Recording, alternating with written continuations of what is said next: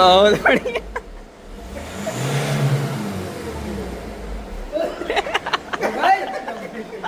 अब सब चीज़ तोड़ना पड़ेगा तो फिर तो अलग ही लफड़ा मचेगा, टाइम भी लगेगा, पैसा भी लगेगा, सब चीज़ों का वेस्टेज हो। आधे हाथ धर, हाथ धर। हेलो भाई और राधे राधे सभी को, स्वागत है आप सभी लोगों का एक और नए ब्लॉग में। तो भाइयों अभी मैं हूँ अपने नए वाले घर पे और यहाँ ना एक बहुत बड़ा ब्लंडर हो गया है। और ये ब्लंडर समय रहते पता चल गया, नहीं तो ये ब्लंडर अगर एक हफ्ते के बाद या 10 दिन के बाद पता चलता तो बहुत ज़्यादा नुकसान हो सकता था हमारा। ब्लंडर क्या हुआ है भाई, कल शाम के करीब मेरे पास इस घर का ना पूरा लेआउट प्लान आया डायमेंशन के साथ। तो मैं इसमें फिर जब जैसा मैं डिज़ाइनर को बताया था, भैया मेरे को टॉयलेट में इस पोजीशन पे ऐसे ऐसे चीज़ें चाहिए, तो वो बोले भैया स्पेस नहीं बच रहा है। तो मेरे को डाउट हुआ भाई इतना स्पेस होने के बाद भी ये बोल रहा है स्पेस नहीं है। वापस मैं सुबह जब आके यहाँ देख रहा हूँ, मैं टेप से नापी किया तो भाई ये डायमेंशन जो लेआउट प्लान में था और जो यहाँ सामने दिख रहा है डायमेंशन वो अलग हो गया है। समय रहते ये चीज़ पता चल गया, नहीं तो बहुत चीज़ तोड़ फोड़ करना पड़ जाता। और ये जो लेआउट प्लान है ना, ये बहुत काफ़ी समय से मतलब यही चल रहा है, पुराना ही चल रहा है। वो तो ब्रिक वर्क सही जगह पे हुआ है, नहीं तो अगर ब्रिक वर्क गलत हुआ रहता ना तो पूरा भाई बहुत बड़ा तोड़ फाड़ का सिस्टम मचाना पड़ जाता। ये पूरा दीवार इधर इधर का तोड़ना पड़ता। और हल्का हल्का ना सब तरफ में गलत है, इस वाले टॉयलेट में भी गलत है, उसके बगल वाले टॉयलेट में भी गलत है। क्योंकि ये लेआउट प्लान, एक मिनट, ये लेआउट प्लान ना ब्रिक वर्क से पहले बना था। फिर जो टेढ़ा मेढ़ा दाएं बाएं होता है तो ब्रिक वर्क को सीधा करने के चलते उसको बोलते हैं बाद में एडजस्ट कर लेंगे, और वो एडजस्ट हुआ ही नहीं कभी। इसकी वजह से ये पूरा ब्लंडर हो गया। इसका ये वाला ऐसे ऐसे तो सही है, लेकिन ये सामने सामने जो डायमेंशन है ना ये गलत हो गया है। इस पर मैं जैसे बोल रहा था डिजाइनर को ऐसे ऐसे चीज़ें को बैठाना है, तो बोला भैया स्पेस ही नहीं मिल रहा है, मैं कैसे कर सकता हूँ। फिर मैं सुबह आके टेप गिराया, सूता गिराया, तो देख रहा हूँ भाई स्पेस तो है। अब भाई 7-7 इंच का स्पेस बहुत ज़्यादा होता है। अब देखो कहाँ कहाँ ब्लंडर है, वापस से सूता गिरेगा, अब पता चलेगा क्या क्या लेआउट पे चेंज होता है। अब रूम वूम सही है कि रूम भी गलत है, कहीं तोड़ फाड़ मचाना पड़ रहा है, क्या हो रहा है, बहुत बड़ा ब्लंडर हो जाता है अभी। क्योंकि 10 दिन करीब ना, 10 दिन नहीं मतलब 1 हफ्ते के अंदर इसमें काम स्टार्ट होने वाला है पाइपलाइन का। तो वो अगर समय रहते पता चल गया, नहीं तो फिर तो पूरा तोड़ फाड़ करना पड़ जाता भाई। दीवार विवाल अलग टूट जाता, पूरा चुनाई को भी तोड़ना पड़ता। अब कहाँ कहाँ क्या है, कुछ तोड़ना पड़ता है या फिर सब चीज़ बच जाता है वो देखना बाकी है। अब सब चीज़ तोड़ना पड़ेगा तो फिर तो अलग ही लफड़ा मचेगा, टाइम भी लगेगा, पैसा भी लगेगा, सब चीज़ों का वेस्टेज होगा। बाकी अभी तो ये अंडर कंस्ट्रक्शन ही चल रहा है। इसके अंदर मेरे ख्याल से लगता है कुछ दिनों के बाद काम चालू होगा या फिर नहीं होगा, वो तुम लोगों को पता चल जाएगा।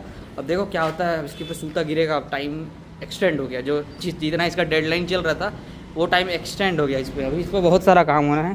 फ्लोर प्लान मेरे पास आ गया है, उस पर बस चीज़ें ओके ओके करते जाना है तो काम आगे बढ़ते जाएगा। तो अपना कम ज़्यादा वाला मेजरमेंट कर ले रहे हैं, क्योंकि डिज़ाइनर को बताना पड़ेगा ना, इंटीरियर डिज़ाइनर को, कि देखो भैया तुम्हारा नपाई गलत हुआ है। हाँ कितना आ रहा है?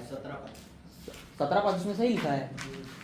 चलो ठीक है, अब जो भी है, अब उसका सूता वापस से गिरेगा, उसके बाद पता चलेगा क्या है। वो तो काम स्टार्ट नहीं हुआ, नहीं तो फिर और ब्लंडर होता।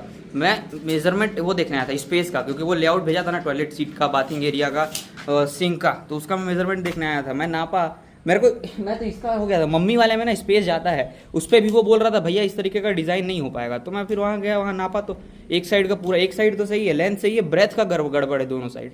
गाड़ी का भी अलग परेशानी है यार, इसका बैटरी ही डाउन होते रहता है। देख रहे हो अभी वहाँ टचिंग करके चालू कर रहे हैं, बस ये चालू हो जाए। इस गाड़ी को चालू करना भी बहुत पहाड़ का है, वहाँ टचिंग करके चालू कर रहे हैं। अबे उठा, टाइट सटाइए, टाइट सटाइए।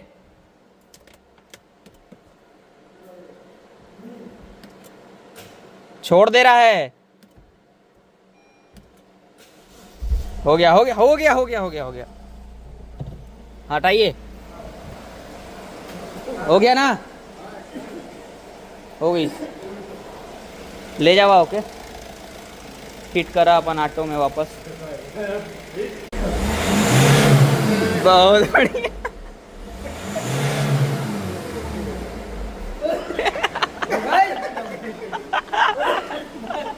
कहाँ से लगी से? अब एक बार धुआं हो गया भाई। कर काला हवा फेंक रहा है भाई, इसका काला धुआं कैसे निकल रहा है समझ नहीं आ रहा है। मतलब डीपीएफ का काम इसका साइलेंसर ही कर दे रहा है का? ये देख रहे हो, डीपीएफ का काम इसका साइलेंसर ही कर दे रहा है, लेकिन काला है क्यों? काम हो गया, इससे निकाल के चार्ज किए हैं। इसका बैटरी ना उस BRV के बैटरी से बड़ा है। ये वाला इस साइज़ का बैटरी मेरे हैरियर में लगता था। अब इसको वापस इसमें फिट करते हैं।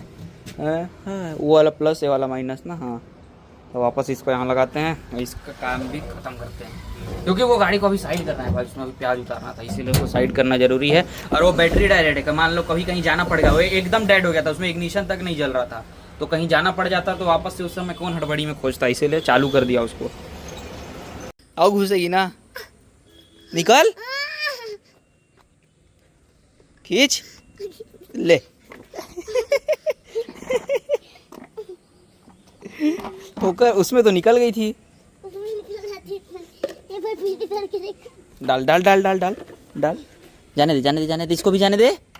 अब निकल निकल, सीधा सीधा रे, रुक, निकल निकल, अब निकल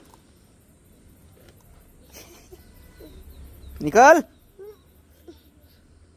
निकल निकल निकल निकल। एक बार पैर छोड़ी तो पैर छोड़ूंगा तो टेढ़ा करके निकल जाएगी तू। उस पर भी तो टेढ़े करके निकली। फिर से इसमें, इस पे फिर से जा जा, डाल डाल। अरे पहले जा तो फिर मैं निकालूंगा तब ना, पहले जा तो। अरे पहले जा ना, मैं तब ना निकालूंगा। देख पलट जा रही, पहले जा उसमें तब मैं निकालूंगा। हाँ जा जा, मैं धरे हूँ, चलो जा। डालना इसे एकर में। हाँ अब आ जा, आ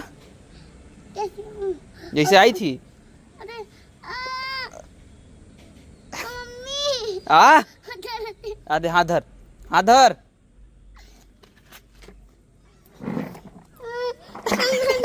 भाई आजकल ये डीजल पेट्रोल का मारा मारी बहुत नहीं हो रहा है। मेरे यहाँ भी जो गाड़ियाँ आती हैं वो लोग को भी डीजल मिल नहीं रहा है, डीजल का बहुत शॉर्टेज हो गया है। एक तो पेट्रोल में E20 तो E85 E100 का चर्चा चल रहा है। अगले महीने से शायद डीजल में भी 20% या 15% आइसोब्यूटेनॉल ब्लेंडिंग का काम चल रहा है। लेकिन ना भाई, अगर आइसोब्यूटेनॉल थोड़ा सा भी गलत काम किया ना तो डीजल में ये काम नहीं करने वाला है, क्योंकि ट्रक वाले जो होते हैं ना वो एक बार चाह गए ना अगर, तो वो ब्लेंडिंग खत्म हो जाएगा। क्योंकि अगर तुम लोगों को याद नहीं होगा, मैं याद दिलाता हूँ। आज से 3-4 साल पहले, 3-4 साल नहीं, 2-3 साल पहले ना एक रूल आया था कि ट्रक वाले अगर किसी का एक्सीडेंट करते हैं ना तो वो लोग को 3 साल या 4 साल का जेल और कुछ हर्जाना भरना था। तो ट्रक वाले पूरा चक्का जाम कर देते थे, ट्रक पूरा खड़ा हो गया था रास्ते में। तुम लोग रिकॉल करके देखना, सर्च करके देखना, ये कांड हुआ था। अगर ये चीज़ इंजन पे इम्पैक्ट डाला ना तो ट्रक वाले फिर से हड़कंप मचा देंगे। डीजल पे तो ये समझो कि ये डीजल पे नहीं चलने वाला है आइसोब्यूटेनॉल, क्योंकि ट्रक वाले जब खड़ा कर दिया ना गाड़ी, उसके बाद पूरा अर्थव्यवस्था ही डगमगा जाएगा। पेट्रोल का नहीं कह सकते क्या होने वाला है, क्योंकि अभी एक तो 20% पेट्रोल इथेनॉल मिलाने के बाद भी पेट्रोल का शॉर्टेज ही चल रहा है। 20% तो ऐसे ही खपत कम हो गया, तो मिलना चाहिए ना, लेकिन मिल ही नहीं रहा है। दोस्तों देखो, ऐसे ही आज का दिन खत्म होता है। आजकल इतना बोरिंग लाइफ जा रहा है ना भाई, सुबह से शाम तक कुछ करने को नहीं है। वो तो शाम को थोड़ा बहुत टाइम पास हो जाता है दुकान में। अभी भाई एक डबल डेकर समझो कि इतना बड़ा हाइट का ट्रक था ना, ऊपर से तार काट के ले गया। अरे मैं हूँ कहे भोग रहा है, ऊपर से भाई इतना तेज स्पार्क मारा ना, वो तो दुकान का फुटेज कट गया लाइट कटने की वजह से, इसलिए वो दिख नहीं पाया। इतना भयंकर स्पार्क मारा था ना, अनार जलता है ना ऐसे फप। तो बस आज की इस वीडियो को यहीं खत्म करता हूँ, मिलता हूँ जल्दी नेक्स्ट वीडियो में। Till then be safe. चिल्ला रहा है।